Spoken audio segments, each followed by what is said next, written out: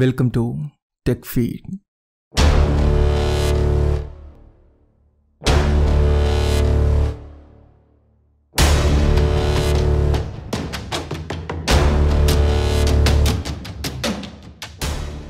இந்த கரப்பாம்பூச்சி அப்படிங்கிறது இந்த டைனோசர்களுக்கெல்லாம் அண்ணா அப்படிங்கிறது நம்மள எத்தனை பேருக்கு தெரியும்?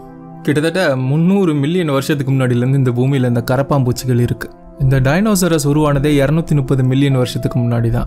பட் இந்த கரப்பாம்பூச்சி 300 மில்லியன் வருஷம். இத்தனை வருஷத்தில் இந்த இனம் அழியாமல் எப்படி இன்னைக்கு வரைக்கும் உயிரோடு இருக்குது. இந்த பூமியில் மனித இனம் அப்படிங்கிறது அழிஞ்சு போனாலும் இந்த கரப்பாம்பூச்சிகள் உயிரோடு இருக்கிறதுக்கு உண்டான வாய்ப்புகள் ரொம்பவே நிறையா இருக்குது. ஏன்னு கேட்குறீங்களா?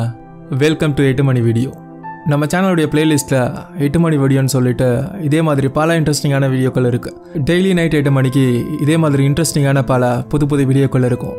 நீங்கள் இன்னும் நம்ம சேனலை சப்ஸ்கிரைப் பண்ணலைன்னா மறக்காமல் சப்ஸ்கிரைப் பண்ணிக்கோங்க. கூடவே அந்த பெல் ஐக்கனை ப்ரெஸ் பண்ணி ஆல் நோட்டிஃபிகேஷன் எனேபிள் பண்ணிக்கோங்க. அப்போ தான் நம்ம சேனலில் போகிற எல்லா வீடியோக்குண்டான நோட்டிஃபிகேஷன்ஸ் உங்களுக்கு வரும்.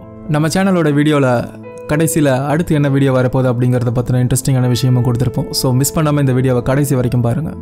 இந்த டைனோசர் வாழ்ந்த காலத்தை எதுக்கு நம்ம ரெஃபரன்ஸாக எல்லா விஷயத்துக்கும் எடுத்துக்கணும் அப்படின்னு சொல்லி கேட்டிங்கன்னா, இந்த பூமியை அதிக காலத்துக்கு ஆட்சி செஞ்ச உயிரினத்தில் இந்த டைனோசரஸ் தான் முக்கிய பங்கு வகிக்குது. நம்மளால் அது கிட்டேயே போக முடியாது. இந்த மாடர்ன் ஹியூமன்ஸ் உருவாக்கி எவ்வளோ வருஷம் ஆயிருக்கும்னு நினைக்கிறீங்க? 0.8 மில்லியன் இயர்ஸ்லேருந்து 0.3 மில்லியன் இயர்ஸ். இந்த இடைப்பட்ட காலத்துக்குள்ளார தான் இந்த மாடர்ன் ஹியூமன்ஸ் மனிதர்கள் உருவாகியிருக்க வாய்ப்பு இருக்குது அப்படின்னு சொல்கிறாங்க. ஆனால் இந்த டைனோசர்ஸ் கிட்டத்தட்ட 165 மில்லியன் வருஷத்துக்கு இந்த பூமியை ஆட்சி பண்ணியிருக்கு. 65 மில்லியன் வருஷத்துக்கு முன்னாடி இந்த எரிக்கல் பூமியை தாக்குற வரைக்கும் இந்த டைனோசர் அப்படிங்கிற ஒரு இனத்தை அழிக்கிறதுக்கு உண்டான சக்தி வேறு எதுக்குமே இல்லை. ஆனால் அந்த விஷயத்தில் கூட அழிஞ்சு போகாமல் இன்னைக்கு வரைக்கும் இந்த கரப்பாம்பூச்சி அப்படிங்கிற ஒரு இனம் இருந்துகிட்டு இருக்கு. இந்த வாலி படத்தில் ரொம்பவே அழகாக காமிச்சிருப்பாங்க. 700 வருஷத்துக்கு அப்புறம் இந்த பூமியில் மனிதர்கள் உயிர் வாழ்றதுக்கு உண்டான தகுதியே இருக்காது. ஏன் செடி கொடிகளே இருக்காது பூமியில். ஒன்லி ரோபோட்ஸ் மட்டும்தான் இந்த பூமியில் இருந்துக்கிட்டு இருக்கும். ஆனால் அந்த சூழ்நிலையில் கூட ஒரு கரப்பாம்பூச்சி உயிரோடு அந்த ரோபோட் கூட இருந்துக்கிட்டு இருக்கும். இதுக்கு காரணம் இருக்குது. இந்த கரப்பாம்பூச்சிகள் எல்லா தன்மையிலும் உயிர் பழிச்சிருக்கிற தன்மை கொண்டது. இந்த கரப்பாம்பூச்சியை 300 மில்லியன் வருஷமாக யாராலையும் அழிக்க முடியல. நாம் இந்த ஸ்ப்ரே அடித்து அழிச்சிட முடியும்?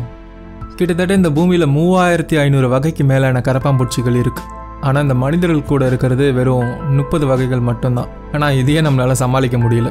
இந்த அளவுக்கு உயிர் வாழ்கிற தன்மை இந்த கரப்பாம்பூச்சிக்கு எங்கேருந்து வந்ததுன்னா, இந்த கரப்பாம்பூச்சிக்கு சாப்பாடுன்னு வந்துடுச்சுன்னா அதுக்கு பாரபட்சமே கிடையாது. கிடைக்கிற எல்லா விஷயத்தையுமே சாப்பிடுன்னு சொல்லலாம்.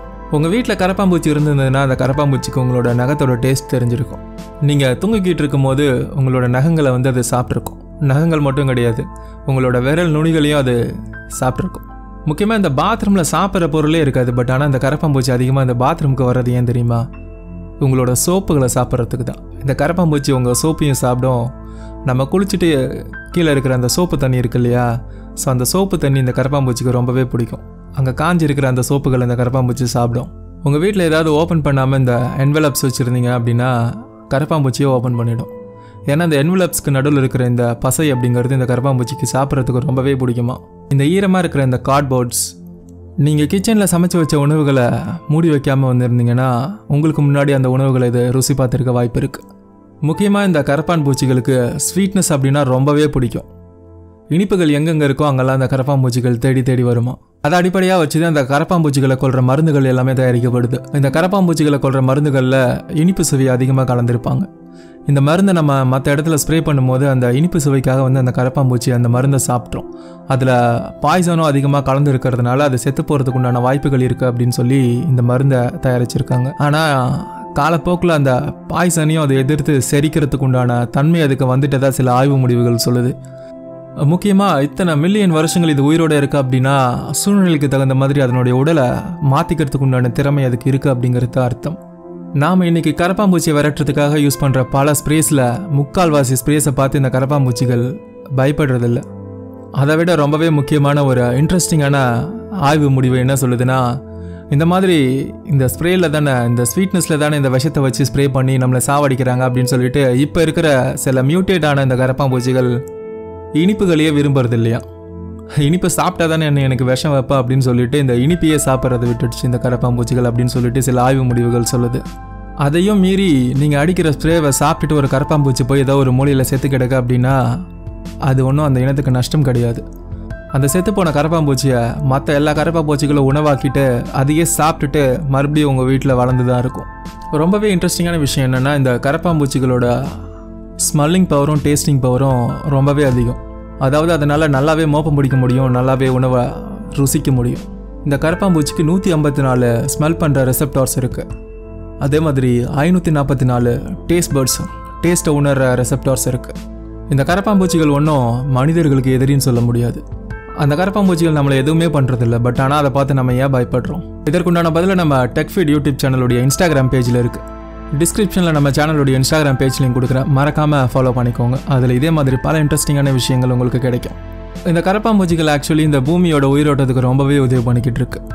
இந்த கரப்பாம்பூச்சிகள் தனக்கு கிடைக்கிற எல்லா விஷயங்களையும் சாப்பிட்டுட்டு இந்த பூமியை சுத்தப்படுத்துது. அதனோட கழிவுகளாக இந்த மண்ணில் இருக்கிற நைட்ரஜன் அளவை அதிகப்படுத்துது. இதனால் இந்த மரங்கள் எல்லாமே ரொம்ப செழிப்பாக வளருது. அது மட்டும் இல்லை, இந்த உணவு சங்கிலியில் இது ரொம்பவே முக்கிய இடத்தை பிடிச்சிருக்கு. இந்த கரப்பாம்பூச்சிகள் தான் பூனைகளுக்கு, பல பள்ளிகளுக்கு, பறவைகளுக்கு உணவாக இருக்குது. இந்த கரப்பாம்பூச்சிகள் -53 டிகிரி செல்சியஸ் வரைக்கும் உயிர் பழிச்சிருக்க முடியும். அதனால் அது மட்டும் இல்லாமல் இதனால் 40 நிமிஷத்துக்கு மேலே தண்ணிக்குள்ளார இருக்க முடியும். அதனால தான் ஈஸியாக உங்களோட ட்ரைனேஜ் வழியாக ஏறி உங்கள் பாத்ரூம்குள்ளே இதனால் வந்துட முடியும். ரொம்பவே இன்ட்ரெஸ்டிங்கான விஷயம் என்னென்னா, இந்த கரப்பாம்பூச்சியோட தலையை நீங்கள் வெட்டிட்டீங்க அப்படின்னா 1 வாரம் வரைக்கும் அதனால் உயிரோடு இருக்க முடியும். இந்த கரப்பாம்பூச்சியோட தலையில் இருக்கிற மூளை அப்படிங்கிறது இதனுடைய உடம்புக்கு பெருசாக பயன்படுறது கிடையாது. ஏன்னா அந்தந்த உறுப்புகளுக்கு தேவைப்படுற எல்லா கண்ட்ரோல்ஸுமே அந்த உறுப்புகள் பக்கத்துலேயே அமைஞ்சிருக்கு. இதுக்கு நர்வ் சிஸ்டம் மூலயமா இப்போ காலுக்கு தேவையான எல்லா கண்ட்ரோல்ஸுமே, மூளையோட செயல்பாடு எல்லாமே அதோட காலுக்கு பக்கத்துலேயே ஒரு குட்டி நரம்பு மண்டலம் மூலயமா செயல்பட்டுக்கிட்டு இருக்கு. அதே மாதிரி அது சுவாசிக்கிறதுக்காக அதோட மூக்கு மட்டும்தான் வேணும் அப்படிங்கிறது அவசியம் கிடையாது. அதனுடைய உடம்புல இருக்கிற எல்லா பகுதிகளாலையும் அதனால் சுவாசிக்க முடியும்.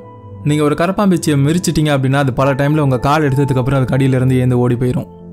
இதற்கு காரணம் தன்னுடைய எடையை விட கிட்டத்தட்ட 900 மடங்கு அதிகமான எடையை அந்த கரப்பாம்பூச்சியால் தாங்க முடியும். இந்த கரப்பாம்பூச்சிகளுடைய ரத்தம் அப்படிங்கிறது ரெட் கலரில் இருக்காது, ஒரு மாதிரி கலர்லெஸ்ஸாக இருக்கும். இதற்கு காரணம் என்னென்னா, இந்த கரப்பாம்பூச்சியோட ரத்தத்தில் ஹீமோக்ளோபின் அப்படிங்கிற ஒரு கண்டென்ட்டே இல்லை. அதனால தான் இது கலர்லெஸ்ஸாக இருக்குது. ரொம்பவே சூப்பராக இன்ட்ரெஸ்டிங்கான விஷயம் என்னென்னா, இந்த கரப்பாம்பூச்சிகளுக்கு நேற்று நடந்த விஷயங்கள் எல்லாமே இன்றைக்கி மறந்து போயிடுமா. இதனுடைய மெமரி பவர் அப்படிங்கிறது ஒரு நாள் மட்டும்தான். அதனால் லைஃப்பில் டென்ஷன் அப்படிங்கிற ஒரு விஷயமே இதுக்கு கிடையாது. அதனால தான் அந்த கரப்பாம்பூச்சி அடிப்படையாக வச்சு நிறைய ரோபோட்டிக்ஸை மெமிக் பண்ணியிருக்காங்க, உருவாக்கியிருக்காங்க.